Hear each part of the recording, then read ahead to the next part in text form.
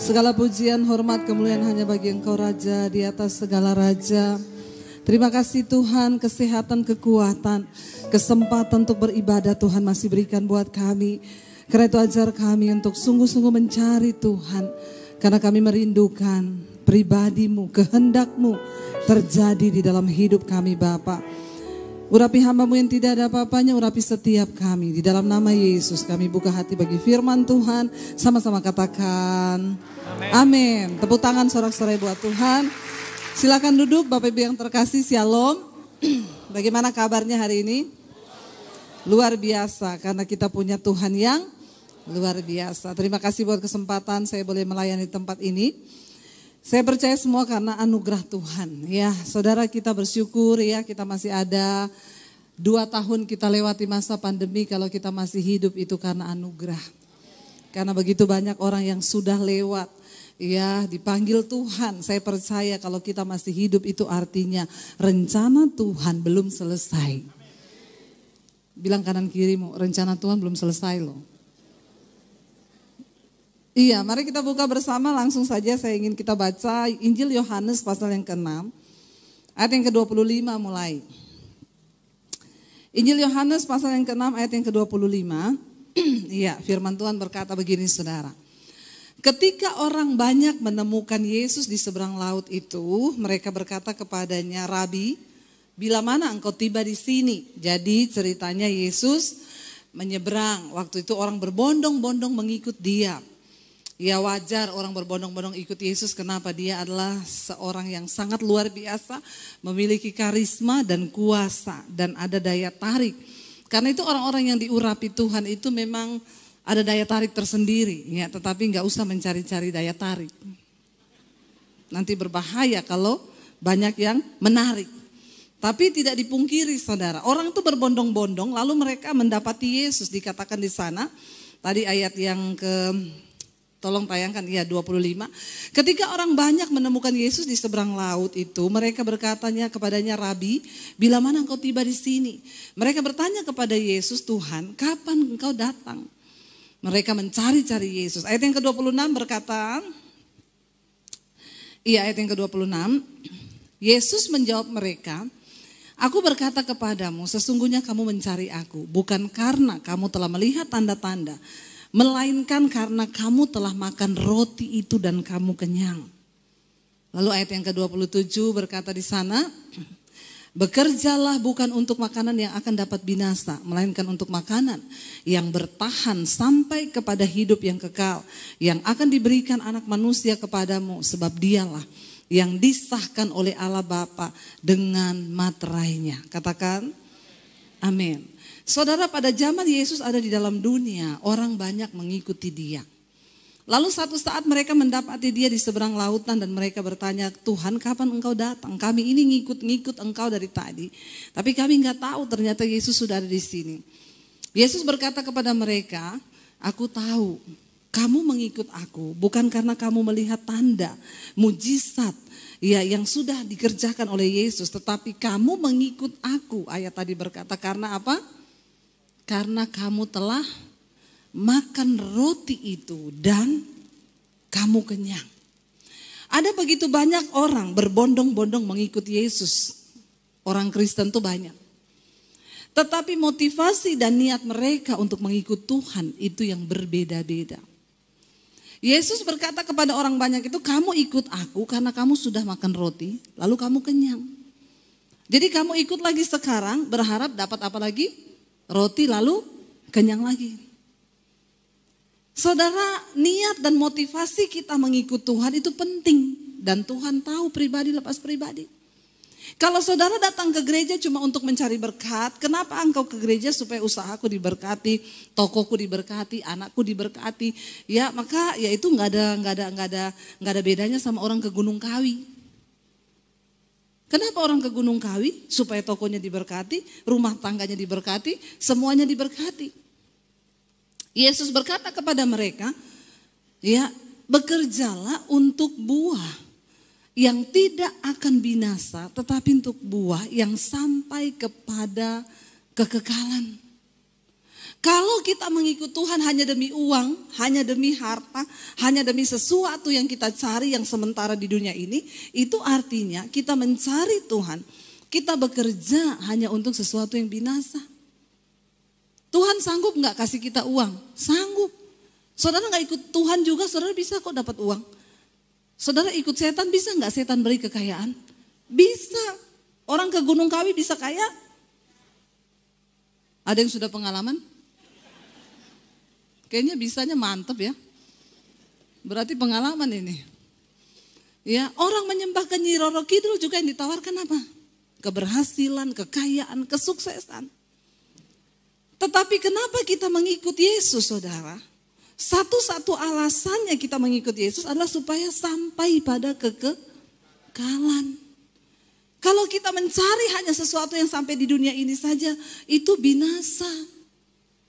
Terlalu amat disayangkan kalau orang Kristen ke gereja mengikut Tuhan hanya demi perkara-perkara yang ada di dunia ini. Kenapa kita ikut Tuhan? Karena ada sebuah janji akan hidup yang kekal. Dan itu jauh lebih penting, jauh lebih berharga daripada harta kekayaan di dunia ini. Kenapa kita mengikut Yesus? Karena ada jaminan keselamatan yang disediakan Tuhan bagi setiap orang yang percaya kepada Dia. Yesus bilang bekerjalah bukan untuk buah yang akan binasa. Saya mau difoto dulu ya. Biar bagus gitu loh. Karena fotonya gak bagus terus buka mulut. Oke? Tolong tandai di IG saya. Ya. Karena kalau kita hanya bekerja supaya mengikut Tuhan, mengikut Dia, mengiring Yesus, cuma supaya hal-hal yang di dunia ini saja terlalu rendah. Kenapa sampai hari ini saya ikut Tuhan, saudara? Karena saya sudah diselamatkan. Saya kehilangan segalanya karena ikut Yesus. Tapi saya bersyukur ketika pertama kali saya terima Yesus. Saya baca Alkitab. Karena saya nggak boleh ke gereja kan. Dilarang sama papi saya, jangan sampai ketahuan, saudara. Dari kecil saya sudah diwanti-wanti, jangan sampai dekat-dekat sama orang Kristen. Apalagi pacaran sama laki-laki Kristen. Apalagi kalau kamu terlanjur menikah sama orang Kristen, kata papi saya. Lebih baik saya masuk penjara, saya bunuh kamu daripada kamu bikin malu keluarga. Jadi saya nggak berani dekat-dekat sama laki-laki Kristen. Padahal yang ganteng-ganteng itu cowok Kristen. Ada amin? Kalau yang bertobat gak bertobat sama aja mirip setan. Jangan bangga dulu. Ya benar gak saudara? Lalu akhirnya ketika saya dijamah Tuhan, hidup saya berubah. Cara berpikir saya berubah. Apa yang dulu merupakan keuntungan bagiku sekarang ku anggap rugi. Karena pengenalan akan Yesus Kristus Tuhan itu lebih mulia dari segala-galanya. Lalu akhirnya saya mengikut Tuhan. Waktu saya ketahuan jadi Kristen, saya diusir dari rumah, saya mau dibunuh, saya tinggalkan keluarga. Kenapa saya rela melakukan semua itu? Cuma demi satu hal, aku telah diselamatkan. Dan tidak ada satupun yang bisa menggantikan keselamatan kekal yang sudah Tuhan berikan itu buat saya. Itu yang saya pegang, saudara. Saya yakini dan saya imani. Tanpa Yesus kita ini binasa. Karena hidup yang sesungguhnya itu kan bukan di dunia ini saja. Kita saat ini di dunia ini hanya perantau. Kata Alkitab. Ada satu tanah kekekalan yang Tuhan janjikan buat kita. Ya, yang itu ada di sana. Setelah kita mati nanti, itulah baru dimulai kehidupan yang sesungguhnya di dalam kekekalan. Kekal di sorga bersama Bapa jika hidup kita benar, tapi kekal dalam neraka kalau hidup kita tidak benar. Kita harus tetap percaya loh bahwa neraka itu ada, sorga itu ada. Amin. Jangan tidak percaya, ada saudara. Supaya kita hidup ini berhati-hati. Saya pengen kita baca bersama, mari kita buka. Di dalam Roma pasal yang ke-6 ayat 19 sampai 23. Roma pasal yang ke-6 ayat 19 sampai 23. Ayat 19 dulu dikatakan di sana. Ya, firman Tuhan berkata begini, aku mengatakan hal ini secara manusia karena kelemahan kamu. Sebab seperti kamu telah menyerahkan anggota-anggota tubuhmu menjadi hamba kecemaran dan kedurhakaan yang membawa kamu kepada kedurhakaan. Demikian hal kamu sekarang harus menyerahkan anggota-anggota tubuhmu untuk menjadi hamba kebenaran yang membawa kamu kepada pengudusan. Dulu waktu kita belum hidup dalam kebenaran, kita belum mengenal Yesus, kita tidak tahu firman Tuhan. Kita menyerahkan tubuh kita dan anggota-anggota tubuh kita dipakai untuk menjadi hamba kecemaran.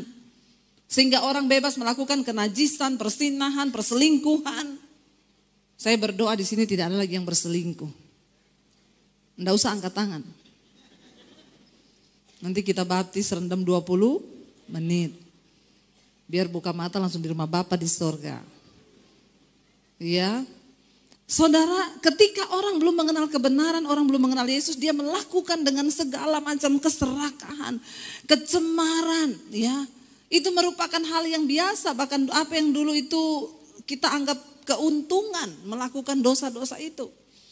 Tetapi Rasul Paulus berkata, sekarang ketika kamu mengenal Kristus, harusnya kamu menyerahkan anggota-anggota tubuhmu menjadi hamba kebenaran yang akan membawa kamu kepada pengudusan. Sehingga kita hidup di dunia ini kita bekerja, iya. Bukan berarti ketika seseorang menerima Yesus dia tidak bekerja lagi. Tuhan bilang saya harus kudus, jadi saya berhenti kerja dulu.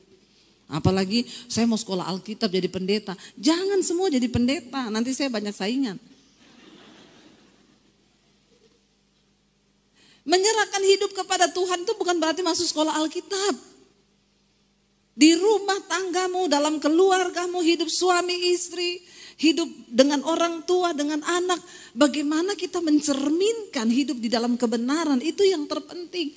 Kalau engkau bekerja menjadi karyawan, jadilah karyawan yang jujur.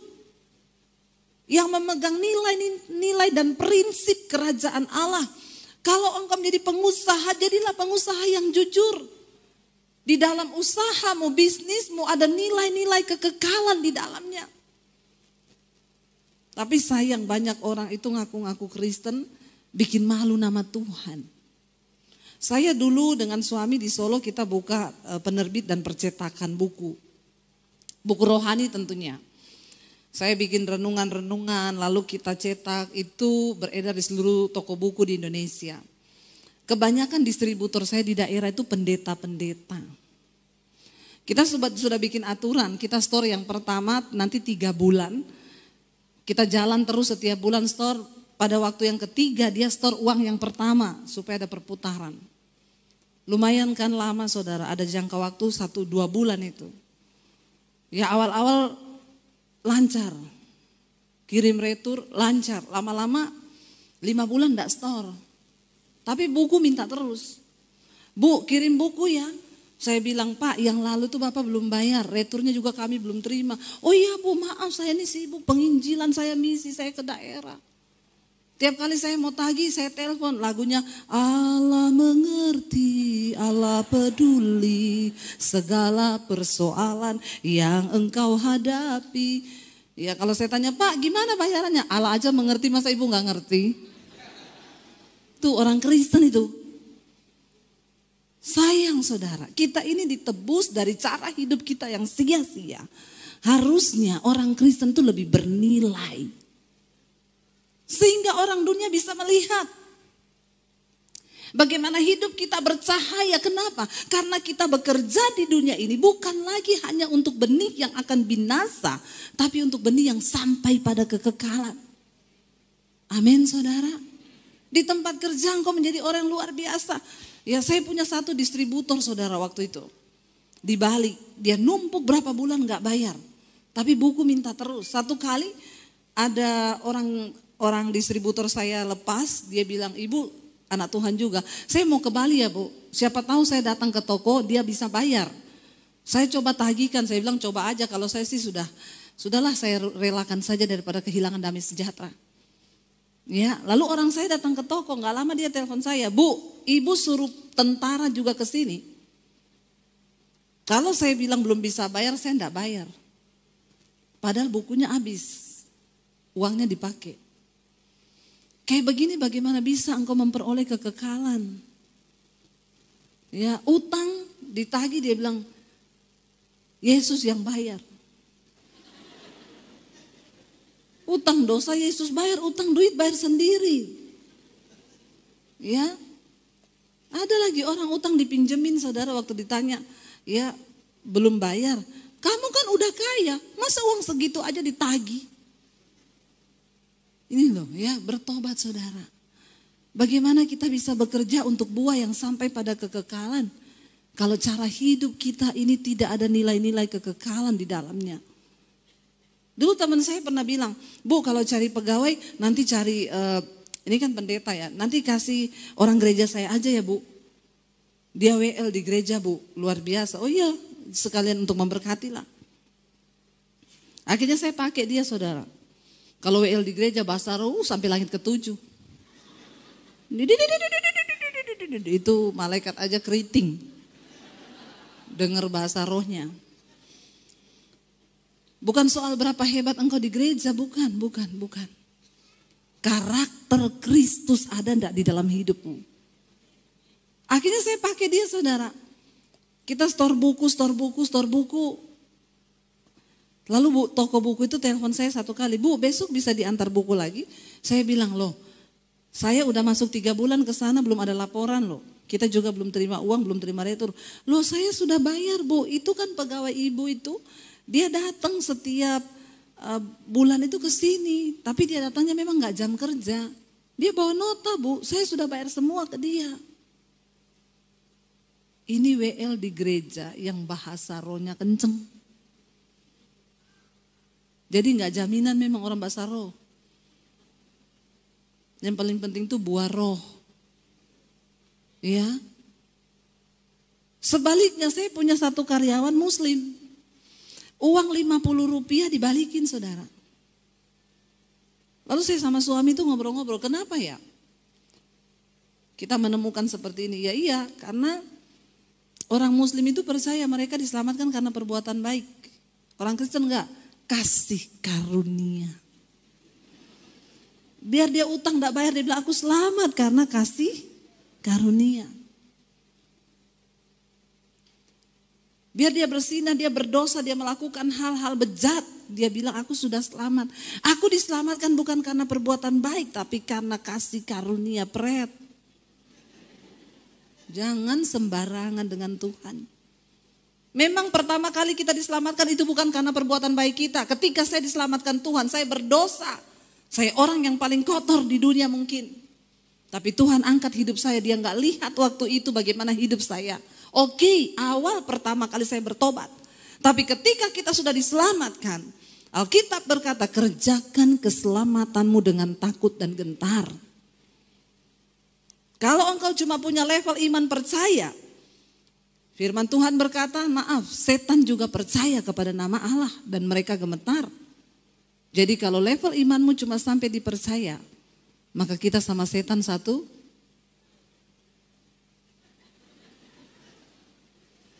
Kalau saudara cuma punya iman percaya yang setiap hari Minggu ke gereja, ini kok sinar kemuliaannya makin terang ya. Kalau saudara cuma punya iman percaya, berarti saudara kita ini cuma satu level sama setan. Karena Alkitab berkata, engkau percaya hanya ada satu Allah saja itu baik. Tapi setan juga percaya akan hal itu. Lalu sekarang yang membedakan kita sama setan apa? Sama-sama percaya. Tapi setan tidak akan pernah mungkin melakukan firman. Setan tidak memiliki karakter Kristus. Kita melakukan firman dan kita memiliki karakter Kristus. Itu bedanya. Percayanya sama, tapi kita hidupnya diubahkan. Setan gak mungkin berubah. Penipu dia tetap penipu, dia bapa penipu. Segala yang jahat ada padanya, karena memang dia bapa penjahat. Tapi kita dikatakan dulu kita menyerahkan anggota-anggota tubuh kita kepada kecemaran, percabulan, kenajisan, penipuan. kedengkian, segala hal-hal yang jahat. Tapi waktu kita tahu kita telah ditebus, harganya lunas dibayar. Harusnya kita juga menyerahkan anggota-anggota tubuh kita ini menjadi milik Kristus. Yang akan membawa kita kepada pengudusan. Ini yang dimaksud oleh Tuhan. Makanya Yesus berkata, carilah dahulu kerajaan Allah dan kebenarannya, maka semua itu akan ditambahkan. Enggak usah sibuk cari uang, cari harta, cari kekayaan. Jangan hanya mencari Yesus. Yesus bilang, kamu datang sama aku cuma karena kamu sudah makan roti dan kamu kenyang. Karena itu kamu balik lagi berharap makan lagi lalu kenyang lagi. Tapi bekerjalah untuk sesuatu buah yang sampai pada kekekalan, bukan kebinasaan. Lalu ayat yang berikutnya tadi berkata, masih di Roma pasal yang ke-6 ayat yang ke-19 ayat 20 sekarang. Sebab waktu kamu hamba dosa, kamu bebas dari kebenaran. Rasul Paulus berkata begini, dulu aku membunuh, aku mencuri, aku berzina, aku bersumpah palsu. Tapi aku melakukan semuanya itu tanpa pengetahuan, di luar iman. Waktu engkau masih hidup di dalam dosa, engkau bebas dari kebenaran. Karena memang engkau tidak tahu kebenaran. Tapi ketika engkau menerima Yesus, sang kebenaran itu, engkau tahu kebenaran. Dan ketika engkau tahu kebenaran, jangan pura-pura tidak tahu. Makanya saya bilang mengampuni orang yang belum bertobat terima Yesus itu lebih gampang saudara ya. Karena ada ayatnya, Tuhan ampunilah dia karena dia tidak tahu apa yang dia lakukan. Tapi doain orang Kristen yang sudah mengerti kebenaran, apalagi yang sudah pelayanan, itu agak repot. Karena kita harus mengganti sedikit ayat. Ampuni dia Tuhan karena dia pura-pura tidak tahu. Padahal dia tahu apa yang dia lakukan, tapi dia pura-pura tidak tahu. Saudara, jangan pura-pura tidak tahu. Engkau ditebus dan harganya lunas dibayar. Karena itu muliakan Tuhan dengan hidup kita. Biar hidup kita menjadi berkat di mana? Di dalam rumah tangga, keluarga engkau sebagai suami. Jadilah suami yang takut akan Tuhan. Supaya istri dan anak-anakmu berbahagia. Sebagai istri jadilah istri yang menjadi penolong bagi suami. Ya, menjadi ibu yang baik di tengah rumah tangga. Mari kita berdoa dari hidup kita sendiri dulu menjadi berkat. Jangan bermain-main dengan dosa. Dosa persinahan, perselingkuhan itu menempati urutan tertinggi sekarang. Enggak, di kalangan orang yang tidak bertobat, yang tidak mengenal Yesus, di kalangan orang gereja pun ya ini terjadi saudara. Kenapa? Engkau sudah tahu itu dosa, jangan main-main dengan dosa. Ya, kalau ketemu mantan enggak usah tuker-tukeran nomor HP. Amin Bapak-bapak. Saya pernah ketemu oma-oma di satu persekutuan, Bu Debi, saya ini umur 60 lebih. Saya mau konseling sama ibu. Ya udah, yuk sekarang aja mumpung saya ada waktu. Enggak, saya minta nomor telepon ibu aja. Kenapa? Ini kan kita mumpung ketemu, saya ada waktu. Enggak, saya enggak sampai hati. Ada orang konseling enggak sampai hati, saudara. Jadi saya bilang ya sudah, ini nomor HP saya. Di jalan dia telepon, Bu saya oma yang tadi. Iya mau konseling apa oma? Saya tuh jatuh Bu.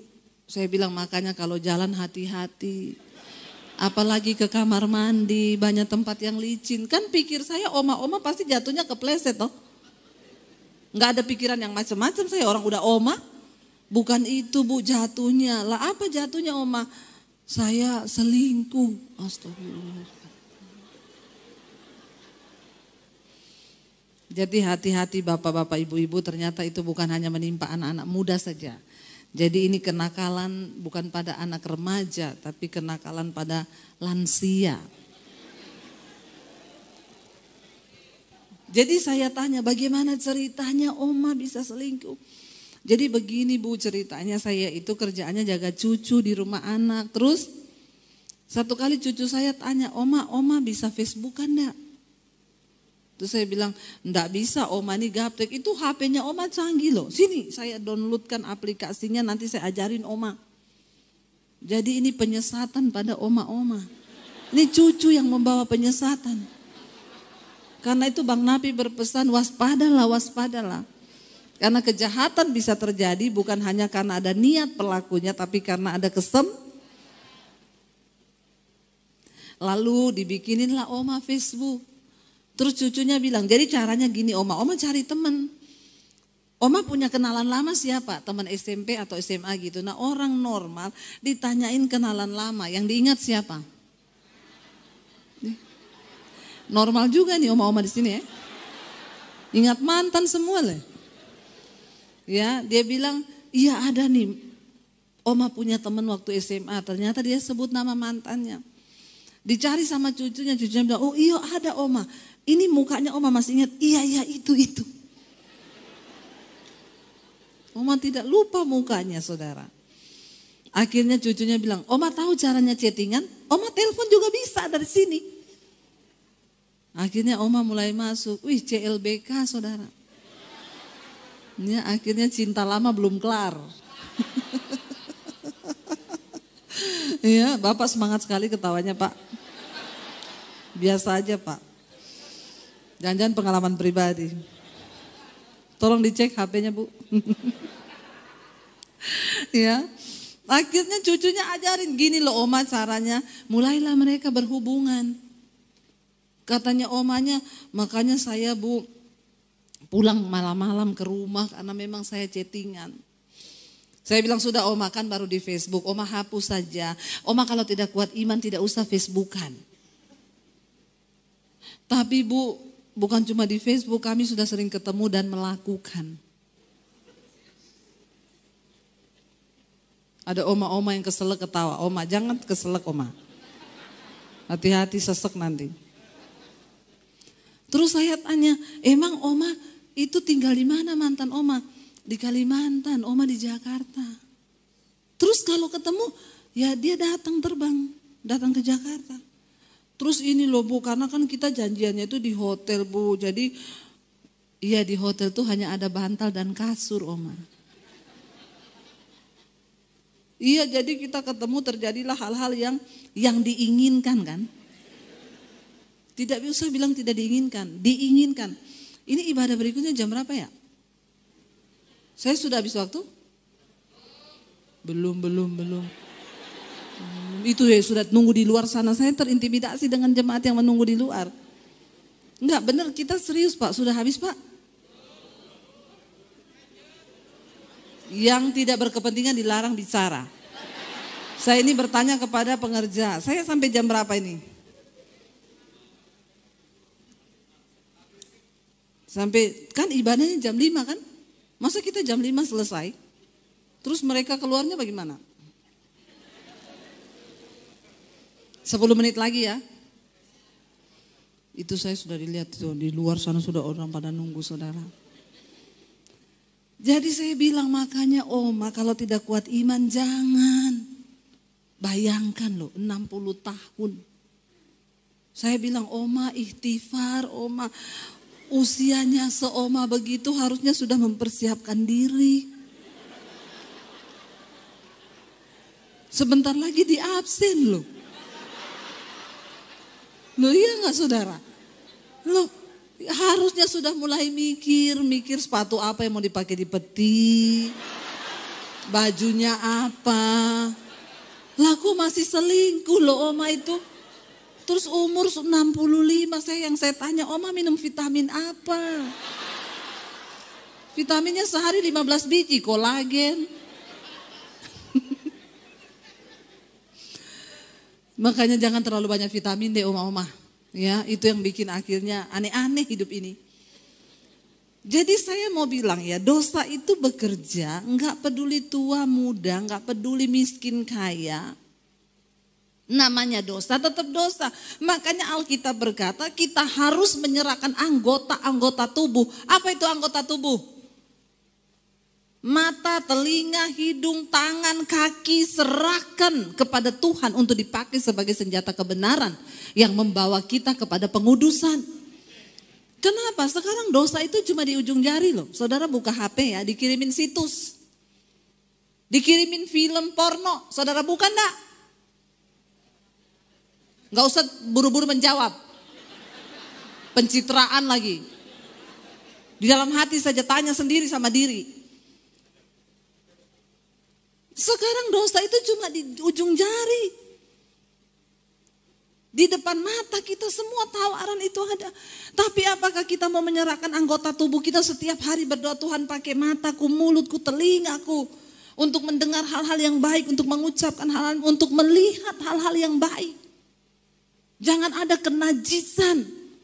Kalau tiap hari saudara lihat film porno, kenapa banyak orang jatuh dalam persinahan? Lah tiap hari yang dilihat film porno. Saudara lihat sapi di jalan, saudara bilang itu sapi tidak pakai celana. Dari dulu sapi tidak pakai celana. Tapi karena otak sudah kotor, yang begitu pun dilihat jadi sesuatu yang aneh, makanya bertobat. Amin saudara. Kita ini harus mempersiapkan hidup yang kudus. Ayat yang tadi berikutnya katakan apa di sana? Ya, Roma pasal yang ke-6 tadi. Sekarang kita lihat ayat yang ke-21. Dan buah apakah yang kamu petik daripadanya? Ya, dikatakan sana, kamu merasa malu sekarang karena kesudahan semuanya itu ialah kematian.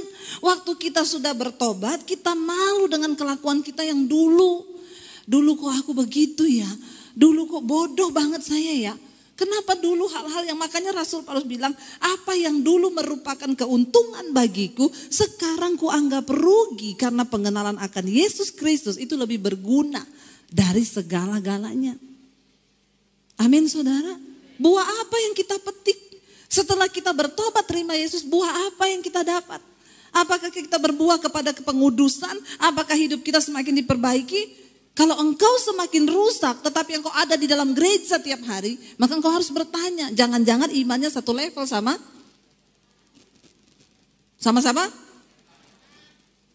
Biasa aja ngomong setannya bu.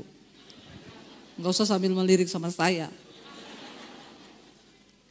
Iya, benar saudara, apalagi melayani Tuhan. Kita yang berdiri di atas mimbar, ini mimbar bukan panggung. Kita harus menjaga hidup benar-benar sungguh-sungguh di dalam kekudusan. Buah apa yang kau petik daripadanya? Ayat yang berikutnya berkata di sana. Kita lihat ya, ayat yang berikutnya multimedia, nanti saya kasih kopi habis ini dia. Terima kasih ya. Iya, tadi sudah ayat yang ke-23. Ya, sebab upah dosa ialah maut, tetapi karunia Allah ialah hidup yang kekal dalam Kristus Yesus Tuhan kita. Ingat, upah dosa ialah maut, tetapi karunia Allah ialah hidup yang kekal dalam Kristus Yesus Tuhan kita. Ingat Yesus bilang tadi apa? Bekerjalah, bukan buah yang akan binasa, bukan untuk buah yang akan binasa, tapi untuk buah yang sampai pada kekekalan. Tuhan mau kita memperoleh hidup yang kekal. Jangan sia-siakan waktu-waktu hidup kita hanya untuk melakukan hal-hal yang tidak penting, apalagi dosa saudara. Suami istri kita harus bangun rumah tangga kita kuat. Jangan buka celah. Bapak-bapak dilarang HP dikasih password. Ada di sini enggak yang suaminya HP dikasih password, istri enggak tahu? Langsung bawa ke belakang sana. Kita buka kolam baptisan ini. Benar-benar rendam 15 menit. Ya, kalau ada suami yang HP-nya dikasih password, istrinya enggak tahu, itu sudah saya yakin 90% selingkuh. Wih, ibu-ibu betul. Berarti suaminya ibu kayaknya ini. Ya, iya, ngapain coba? Kalau nggak ada apa-apa, ngapain dipasang password terus istri nggak tahu? Sebab kebenaran hanya berbuahkan kebenaran dan kebaikan. Tetapi upah dosa itu maut dan setan itu suka sembunyi-sembunyi. Jadi kalau ada suami-suami yang suka sembunyi-sembunyi itu temannya. HP dikasih password, ke kamar mandi bawa HP. Ini ciri-ciri nomor 2. Jadi ibu-ibu yang suamimu kayak begini nih ya perlu perhatikan. Ke kamar mandi bawa HP. Kemana bawa HP? Tidur HP di bawah bantal.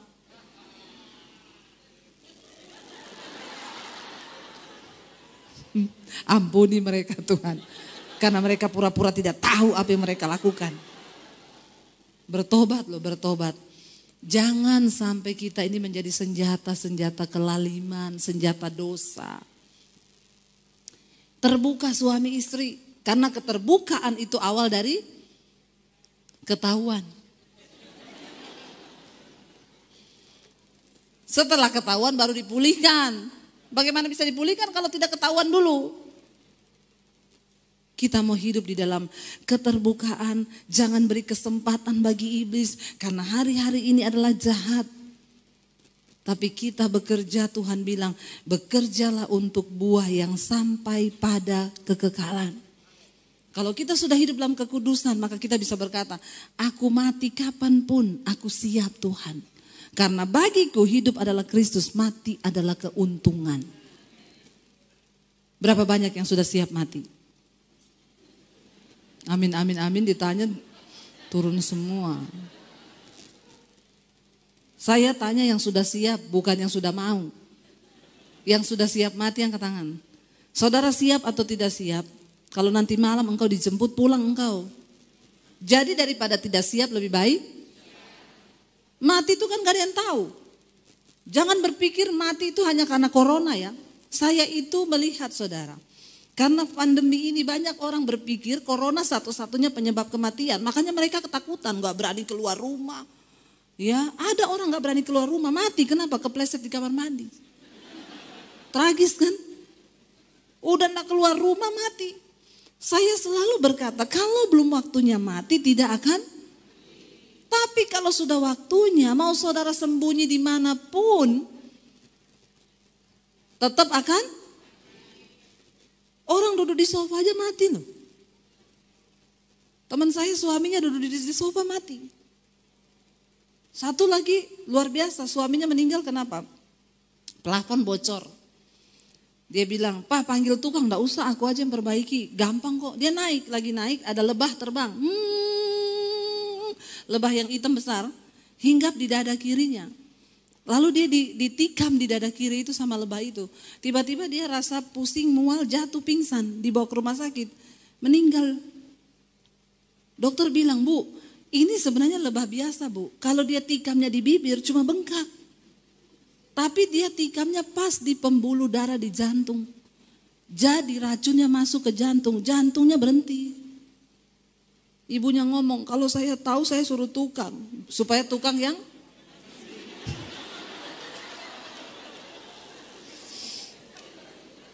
tapi enggak bisa, kalau disuruh tukang maka ceritanya berubah. Suami saya lagi tidur, ada lebah masuk kamar. Tetap. Jadi bukan soal tukang atau bukan. Memang lebah ini mencari suami. Makanya suami-suami juga jangan sombong kau. Udah tua selingkuh kanan kiri tebar pesona. Kalau lebah datang, lu mau apa?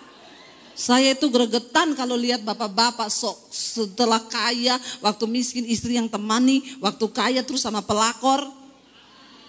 Pelakor itu cuma suka duitmu. Emang dia mau urus kau kalau sudah diabetes, serangan jantung, sakit-sakitan? Perlu diingetin memang bapak-bapak ini. Ya, jangan sombong merasa engkau punya segala-galanya terus istri disia-siakan. Makanya istri-istri kalau yang begitu doa saja, Tuhan kirim lebah. Ya, bertobat. Tapi saya yakin bapak-bapak di sini tidak ada yang begitu. Di mana Pak?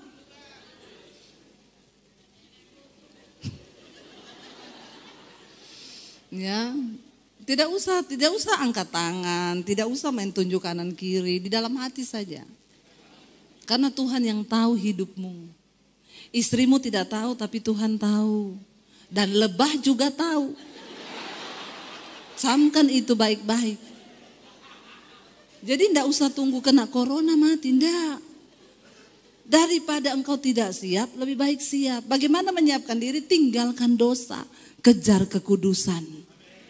Buang semua yang tidak berkenan, cari Tuhan. Saya undang para imam musik maju ke depan. Saudara, ya mari kita bekerja untuk buah yang sampai pada kekekalan, bukan yang hanya sampai kepada kebinasaan, karena Tuhan menjanjikan kita semua memperoleh hidup yang kekal. Mari kita bangkit berdiri bersama. Sampai akhir ku menutup mata Tuhan, aku mau setia kepadamu. Ini ungkapan hati kami di hadapan-Mu Tuhan. Terima kasih Yesus. Katakan saudara, sampai akhir kami menutup mata kami Tuhan. Haleluya. Sampai akhir ku menutup mata, ku tetap setia menanti janji-Mu, sampai ku dapatkan mahkota kehidupanku. Ku tetap setia untuk melayani sampai akhir, sampai akhir. Ku menutup mata, ku tetap setia menanti janji-Mu, sampai ku dapatkan mahkota kehidupanku. Ku tetap setia untuk melayani-Mu. Hamba berdoa Tuhan bagi setiap anak-anak-Mu. Engkau melihat setiap hati yang terbuka hari ini, yang mau menyerahkan anggota-anggota tubuhnya untuk dipakai menjadi senjata kebenaran. Berikan kekuatan kami berjuang sampai pada akhirnya Tuhan. Pegang tangan kami untuk kami boleh sungguh-sungguh hidup dalam kekudusan-Mu Bapa. Sampai akhirnya Engkau panggil kami pulang, kami menerima mahkota kehidupan yang Tuhan janjikan. Terima kasih Bapa, kami mau berjuang bersama Tuhan sampai pada akhirnya kami mengakhiri pertandingan kami dengan baik. Di dalam nama Tuhan Yesus yang percaya diberkati Tuhan, katakan bersama. Amin. Amin. Kita berikan